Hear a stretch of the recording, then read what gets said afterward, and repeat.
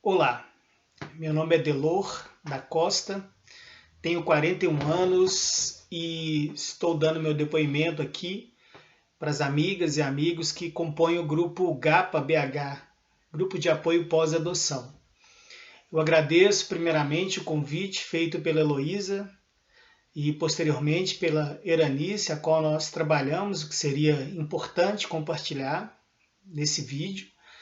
Inicialmente a proposta, como aconteceu, foi uma live pelo Instagram, mas por problemas técnicos essa live não ficou registrada. E aí tivemos a ideia de produzir esse vídeo que vai contemplar, os aspectos que a gente tocou, que passou por ele na live. Infelizmente, sem a espontaneidade do diálogo aberto, quando eu e a Eranice podíamos interagir e as pessoas que estavam no chat enviando suas perguntas, os seus cumprimentos, e a gente pôde fazer um momento muito mais espontâneo. Então, meu nome é Delor, sou esposo de Wayne, somos casados há 13 anos e somos pai de Helena. Helena que está com 6 anos de idade, completa nesse ano. Eu vou compartilhar a experiência da paternidade, por estarmos na semana da paternidade, na semana do Dia dos Pais. A live originalmente foi gravada no dia 4 de agosto. E hoje, quando eu faço esse vídeo, posterior à live, é para ficar disponível para que os outros pais possam visitar. Quem eu sou? Eu sou um pai, atualmente. Sou formado em teologia, sou bacharel em teologia, tenho uma especialização em direitos humanos e cidadania e trabalho como gestor social em uma unidade de prevenção à criminalidade, por uma organização da sociedade civil que tem um contrato com a Secretaria de Justiça e Segurança Pública de Minas Gerais. Esse trabalho é realizado em algumas comunidades onde historicamente tem um alto índice de criminalidade, e ali nós desenvolvemos o projeto Fica Vivo, de controle de homicídios, da Diretoria de Juventude, e nós temos também o programa Mediação de Conflitos, de proteção à mulher e mediação comunitária. Mas estou aqui para falar sobre como tem sido ser pai e qual foi minha trajetória até esse momento. Quando eu e o Wayne nos casamos, estávamos morando em Vitória, no Espírito Santo. Ela já tinha feito a faculdade de pedagogia e residia lá há alguns anos. E eu estava retornando de uma experiência missionária em Imperatriz do Maranhão, onde eu fui desenvolver trabalhos com a juventude. Era um trabalho com uma vocação social, de mobilização social, de cuidado de uma juventude mais de rua, mais especificamente as tribos urbanas, por diversas linguagens da arte e da cultura. Quando eu vou para Vitória, Espírito Santo, e me caso em 2007, nós tínhamos no horizonte a possibilidade de termos filhos ou filhas, mas estávamos esperando a vida começar a caminhar. Então, quando chegamos ao 5º ano de casados, algumas perguntas começaram a ser feitas. Tanto eu como o Wayne somos de famílias muito pequenas. Eu tenho uma irmã, que é 4 anos mais nova do que eu, e a Wayne também tem uma irmã 4 anos mais nova do que ela. E as nossas irmãs, minha irmã ainda não era casada e não tinha filhos, e a minha cunhada já tinha um filho que hoje já é um jovem. Nós temos mães que vivem sozinhas, que elas não têm nenhum companheiro. Nós começamos com uma reflexão se não era tempo de voltar para Belo Horizonte ou se continuaríamos a nossa história ali em Vitória, no Espírito Santo. E se continuarmos, que planos fazer? Eu trabalhava nessa época no centro socioeducativo, em Cariacica, como educador social, com adolescentes em conflito com a lei. E nós nos perguntávamos, se formos comprar uma casa, se formos financiar um apartamento, se formos para investir numa vida, para quem ficará isso? Se escolhermos não termos filho, não temos nem para quem deixar, ou deixaremos para as nossas irmãs, ou para os nossos sobrinhos, mas são perguntas que talvez um pai solo, uma mãe solo, ou casais vivenciam. Para quem? O que eu vou construir? Eu quero ter mais disponibilidade para viajar, para sair, e para ter uma vida um pouco mais independente, sem tantos, né, sem tantas construções, sem tantas amarras. E quando nós pensamos que ter filhos ou filhas, ou um filho ou uma filha era importante, eu disse para minha esposa na época: olha, eu quero tanto tentar, né, a gravidez natural, biológica, quanto a adoção como parte desse movimento. Que a adoção não seja um momento posterior, né, termos filhos biológicos, e nenhuma coisa muito para o futuro, mas que venha aquilo que é o tempo nos reservar, né, o que vier primeiro. Então, à medida que a gente começou a tentar engravidar, nós morávamos em Vitória, muito perto do juizado, né, da criança e do adolescente. Nós fomos lá abrir o nosso processo, né, para nos candidatarmos a estarmos habilitados a sermos, né, pai e mãe. O nosso perfil era aberto, podia ser menino ou menina, de qualquer cor. A pergunta mais dramática que tivemos que responder era se estávamos dispostos a receber uma criança com deficiência mental ou física. E confesso que essa pergunta me perturbou e me angustiou por alguns dias, porque, sendo um filho biológico, a gente teria toda, né, disponibilidade para isso. Mas como eu estava acabando de formar, né, nesse período, a gente não tinha nenhum tipo de patrimônio, nenhuma segurança de renda. Minha esposa também sempre atuou no terceiro setor. Ficamos muito inseguros, mas optamos por crianças, né, que não tivesse uma deficiência mental grave ou uma deficiência que pudesse, naquele momento, ser mais difícil para a condução ali da nossa vida. E não foi fácil decidir sobre isso, eu quero até dar esse destaque. Mas nós queríamos uma experiência com uma criança mais nova, então limitamos essa idade, né, até 1 ano de idade ou 1 ano e pouco. Só que no ano seguinte, 2012, a gente decidiu de fato que queríamos voltar para Belo Horizonte e transferimos o nosso processo. Essa transferência de processo, ela nos custou, acho que uma demora a mais. Houve alguns problemas e depois eu trabalho um pouco sobre isso. Antes de voltar para Belo Horizonte, quando nós decidimos que faríamos o cadastro, nós socializamos com os nossos familiares o nosso desejo de termos filhos adotivos. E eu quero dizer que essa socialização não foi um pedido de autorização. Nós não estávamos consultando os nossos familiares, né, ou aguardando a bênção deles para que tomássemos essa decisão. Mas era muito mais no sentido de que, olha, teremos um filho ou uma filha por adoção e gostaríamos que vocês soubessem e que recebessem quando chegassem, né? Ou que essa pessoa, né, esse filho ou filha, fará parte da nossa vida. E de forma muito espontânea, todos sinalizaram isso como muito positivo, né? E porque tanto na família da Wayne quanto na minha, ainda que não tivesse adoções, né, como a gente conhece hoje, mas houveram várias histórias, né, de tios que criaram sobrinhos, o caso da minha própria mãe, alguns irmãos que ficaram órfãos muito novos, né, de pai e mãe, e que cresceram em meio à família extensiva, né, em meio aos tios, primos que vão se ajudando, os irmãos caçulas que vão morar com os irmãos mais velhos.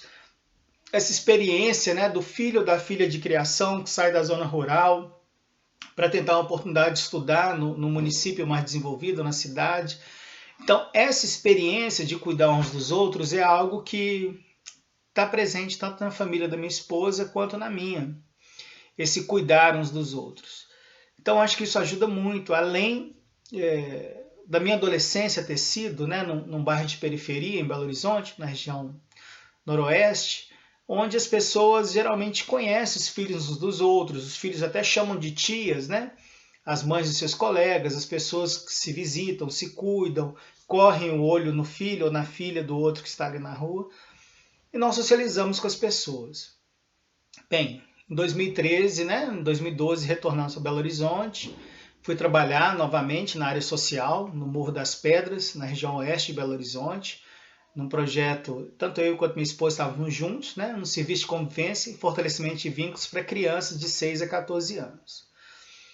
Nessa época eu me aproximei muito do Conselho Municipal do Direito à Criança e Adolescente, como conselheiro, onde eu permaneci ainda por algum tempo. E já em Belo Horizonte eu decidi fazer o exame de fertilidade, porque eu e minha esposa tentávamos, né, a gerar filhos biologicamente. E no dia que eu fui buscar o resultado, não sei se para minha surpresa ou não, havia até uma desconfiança interna minha, eu descobri a infertilidade masculina. E no momento desse resultado que indicava a infertilidade masculina, eu confesso que eu senti uma grande interrogação dentro de mim. Porque naquele momento eu tinha que dar conta de algo que nós homens passamos uma vida inteira sem nos perguntar sobre essa possibilidade. Né? Os homens eles se afastam das unidades de saúde, do centro de saúde na adolescência e talvez retornam só já numa vida adulta, quando tem alguma doença crônica ou algum outro problema de saúde para cuidar, né? Para um afastamento médico, mas não para um controle contínuo. Quantos de nós homens nunca fomos no endocrinologista ou no urologista simplesmente para olhar como está a saúde, né? E ali por volta dos 30 anos eu me identifico, né? Me certifico, eu tenho uma resposta médica dizendo que eu não posso ter filhos, algo que acaba que nós pensamos que isso vai acontecer muito naturalmente na nossa vida.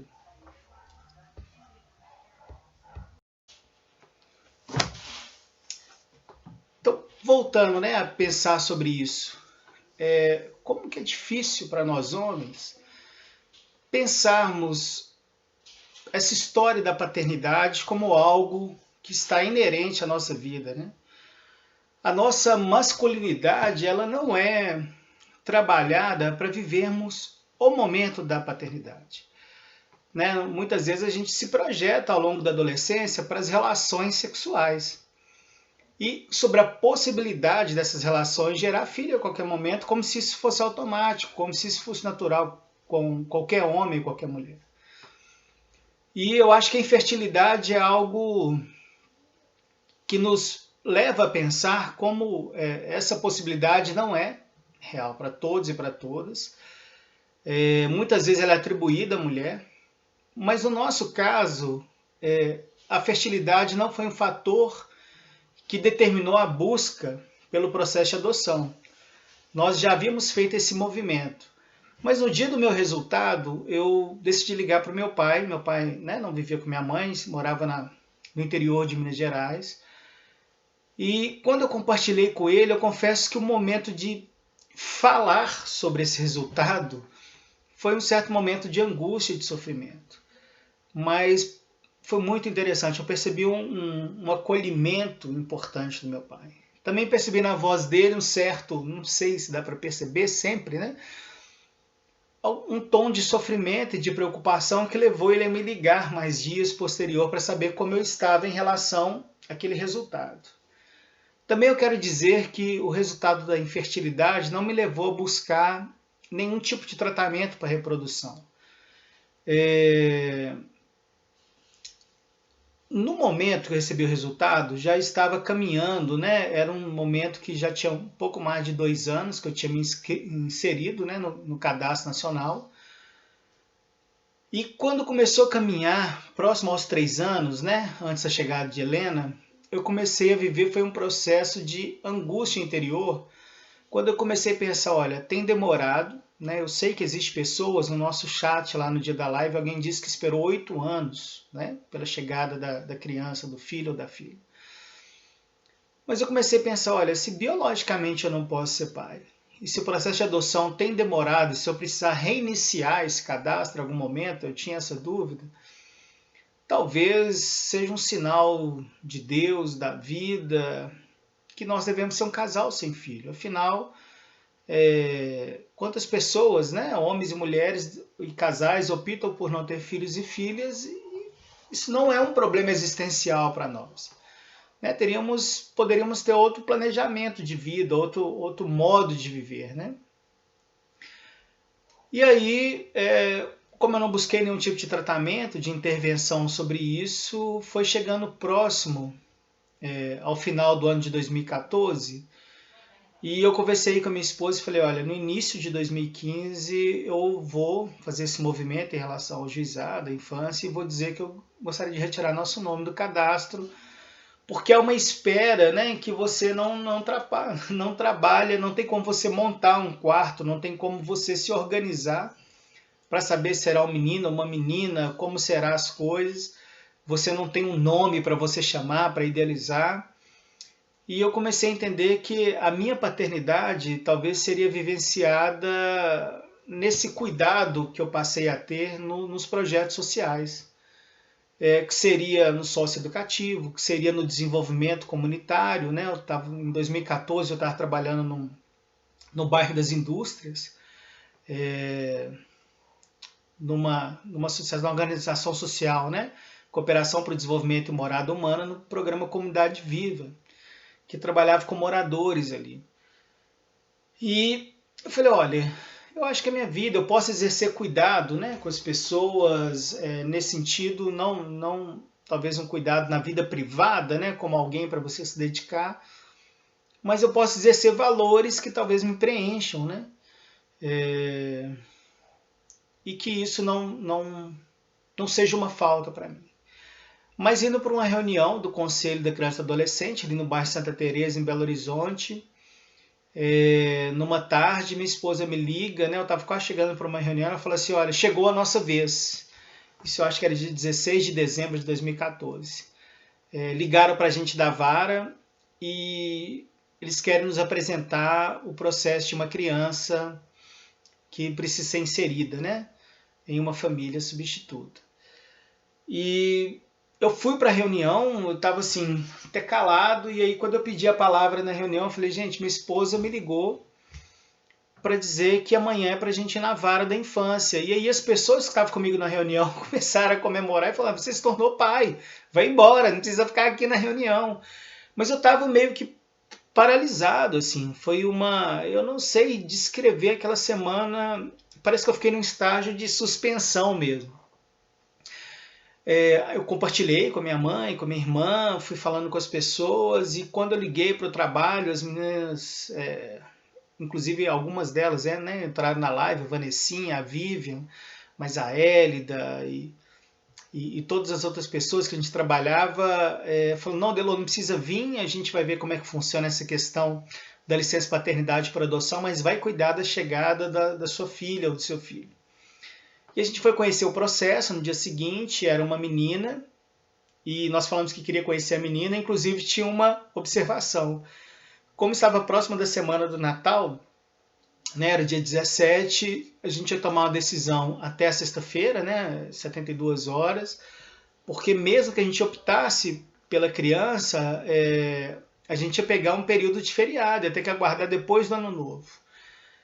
E quando eles disseram onde era o abrigo, onde ela estava, né? Para surpresa minha, era muito próximo à minha casa. Então, nós aguardamos 3 anos por essa resposta e estava a pouco mais de 10 minutos da minha casa, né? E aí eu disse, no dia da live, né? Gente, não teve sininho, não teve anjinho, não teve lâmpadas apagando, não teve um ventinho, nenhum sinal de confirmação que era aquela criança. Para mim, a confirmação foi a chegada da própria criança. Foi a chegada deste momento.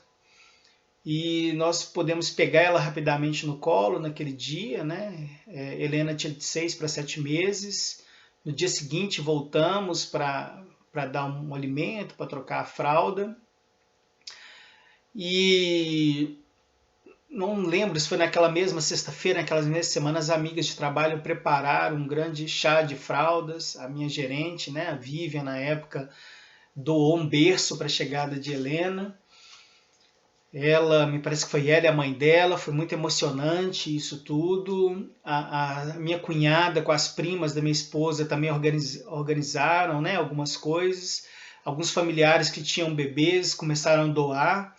E eu quero dizer que Helena foi muito bem recebida, e essa é a dimensão coletiva, né? Essa é a dimensão social da paternidade, da maternidade. Isso pode ser vivido também com os filhos biológicos, mas essa participação desse coletivo, desse grupo de amigos e de amigas foi muito importante, porque diferente de uma gestação onde você aguarda por 6 meses, 7 meses, até 9 meses, é muito rápido esse processo quando chega a hora de você receber na sua casa o seu filho ou sua filha. E aí eu quero fazer um destaque nesse momento para isso que é de ser pai. Até o momento de receber minha filha no colo e descer com ela na rampa da minha casa, quais foram os estímulos que eu tive ao longo da minha vida para ser pai ou mãe, né?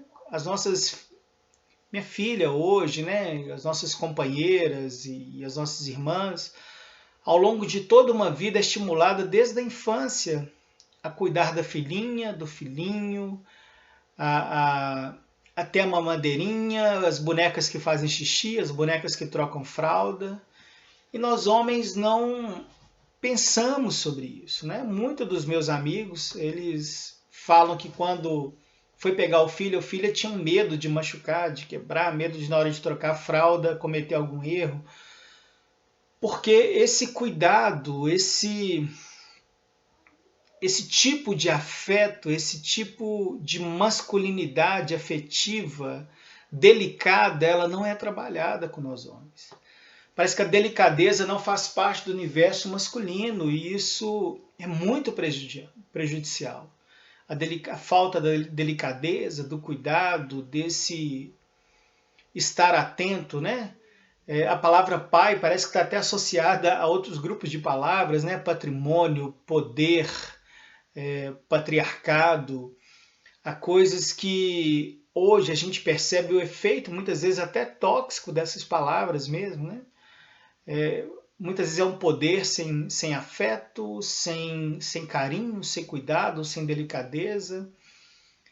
O patrocinador, aquele que só vai trazer, né, a providenciar os recursos para casa, né, o provedor, mas que se mantém com uma certa distância desse labor, desse educar, desse semear mesmo no coração do filho e da filha os valores. E eu conversando com uma amiga antes da live, que também é mãe adotiva, ela disse: Delô, eu tenho muita vontade de escrever sobre as minhas memórias, minhas experiências e desafios que tem sido a adoção. Eu disse para ela: isso é importante, registre mesmo. E ao mesmo tempo, dentro de mim, eu falei: eu nunca li nada sobre como ser pai, né? Talvez a maior de todas as experiências de nós, homens, seja a experiência de nos tornarmos pais, de poder cuidar de um filho ou de uma filha, de poder ser esse que vai gerar memórias afetivas, memórias que o fortaleçam, saberes, conhecimentos, visão de mundo, mas chegamos tão toscos, né? Tão despreparados, não chegamos vazios, né? Porque todos nós temos também as memórias do que foi a nossa paternidade.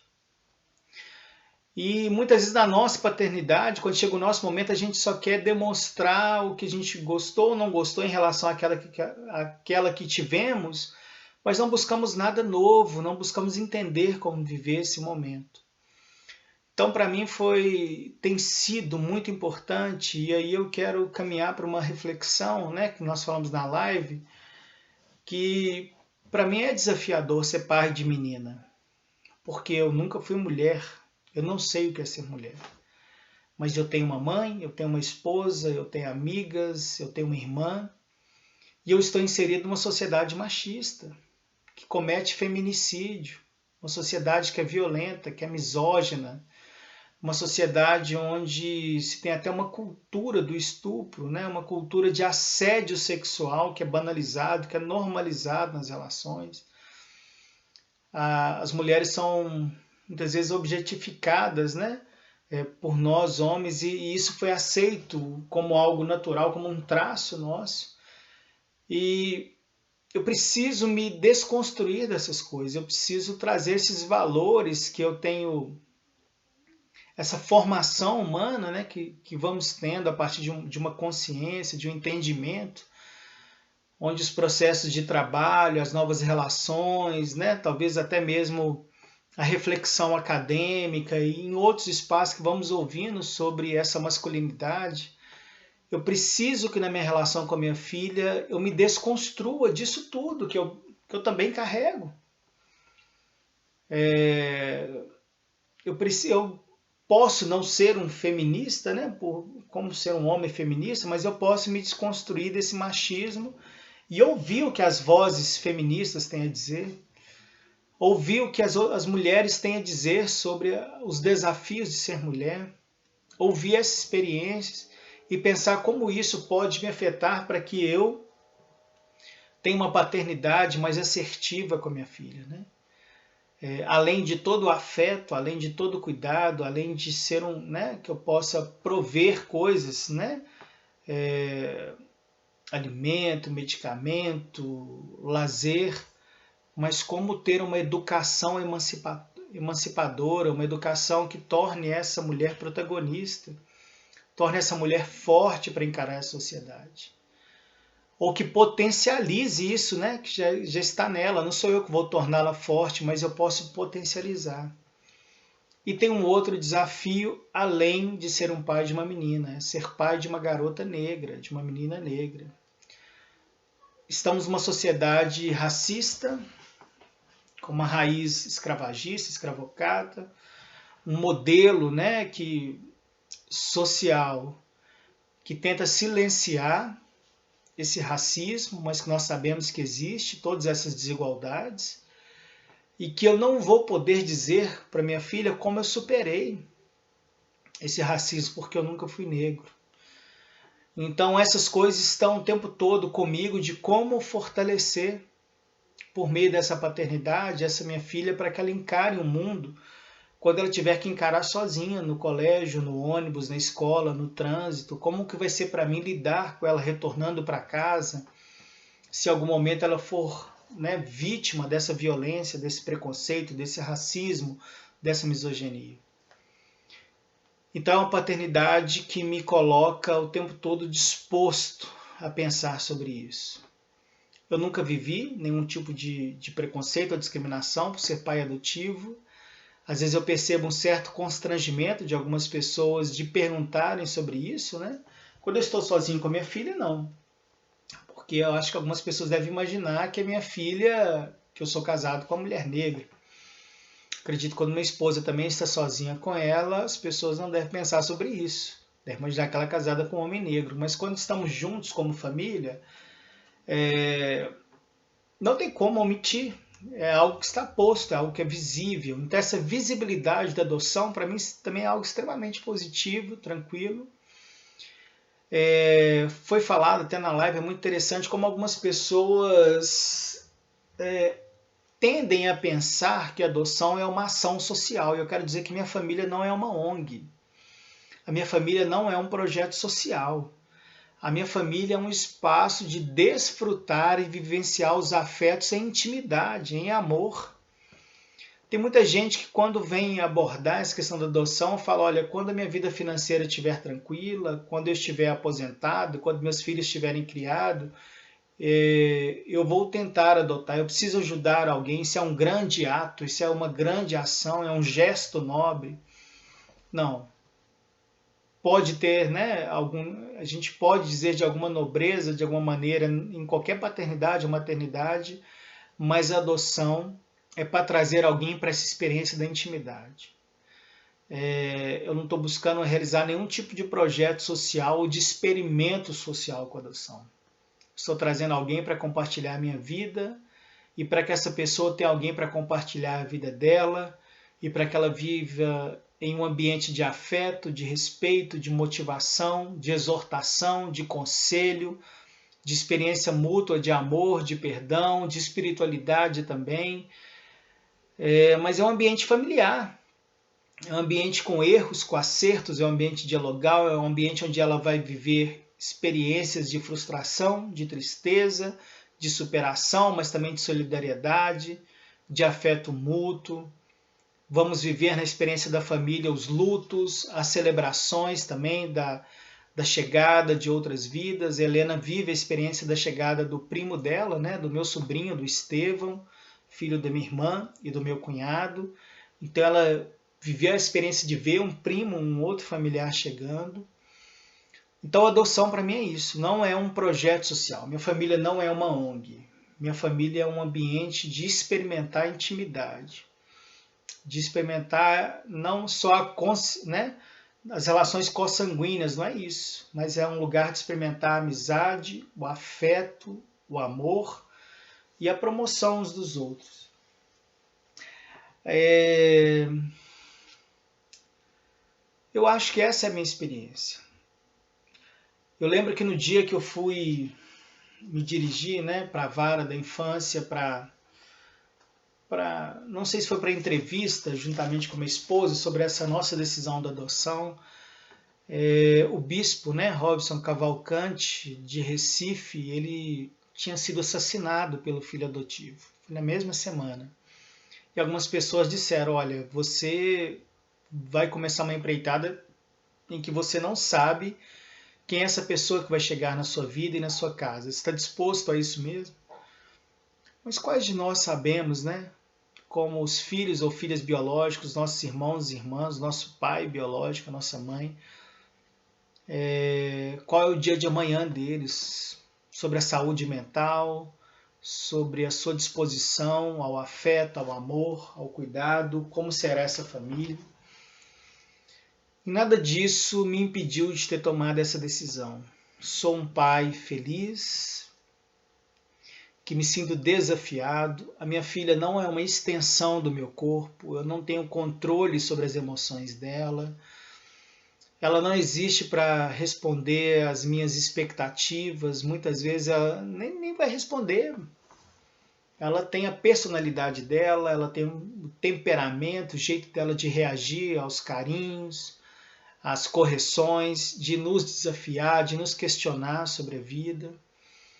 E a minha tentativa como pai vai ser de ampliar o máximo possível os registros no coração, nas emoções, da memória de Helena, do quanto ela é importante para nós, de apresentar caminhos, saídas, propostas de vida, valores, mas vai chegar um dia em que essa escolha, essa reflexão será dela, em que ela terá toda essa memória, toda essa bagagem, né, que nós construímos juntos, na familiaridade, na amizade, nas relações do dia a dia, e que ela, de forma autônoma e tendo o protagonismo da sua história, vai fazer decisões também a partir da sua própria crítica, do seu próprio olhar de mundo.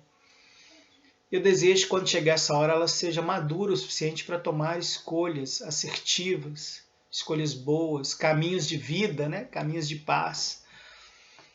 Então eu sei que ela não existe para satisfazer só uma expectativa nossa. Assim como nós também muitas vezes podemos ter tomado decisões tão diferentes do qual os nossos pais um dia sonharam para cada um de nós. E nossos pais têm que se haver com isso, nós temos que se haver com essas expectativas que nossos pais tinham sobre nós. Esses são os rumos da nossa vida, da nossa escolha. No meu trabalho eu lido com adolescentes, né, jovens que muitas vezes estão diante da morte, se colocando em situação de risco. E é muito comum que vários deles não tenham essa presença paterna dentro das suas casas, ou seja, uma presença paterna muitas vezes também violenta ou desatenta.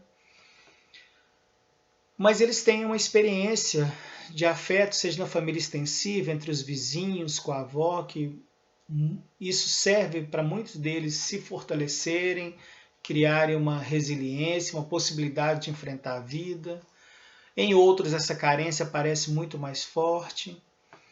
E se existe algo, né, voltando à minha reflexão no início, que minha paternidade possa se fazer fora do espaço da minha casa, é na tentativa de apontar com eles direções, possibilidades, mas eu não posso ser paternalista, eu não posso trazê-los, né, para essa experiência que se constrói no cotidiano.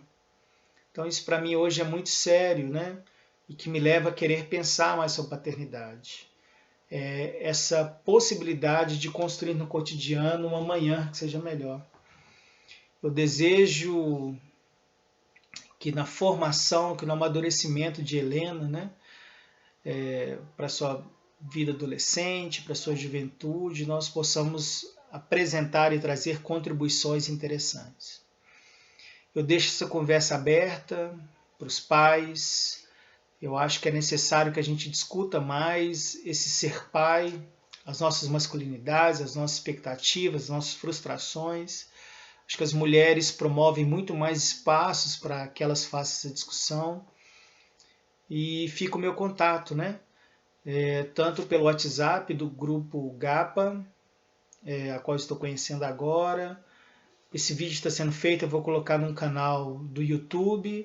Se alguém assistir que não pertence ao grupo GAPA e quiser também dialogar sobre isso, eu não carrego nenhum tipo de especialidade, mas como pai, como homem, como pessoa que também está inserida nessa jornada de viver uma vida em família, né, uma criação de filhos. Eu acho que nós temos, né, o que contribuir uns com os outros. Esse é meu depoimento, minha mensagem. E quando no dia 9 de agosto de 2020 se comemora o Dia dos Pais, eu desejo que todos esses pais desfrutem dessa maravilhosa experiência e aqueles que estão aguardando ainda pela chegada de seus filhos e filhas, que esse também seja um processo de amadurecimento e de aprendizagem para cada um de vocês. Forte abraço.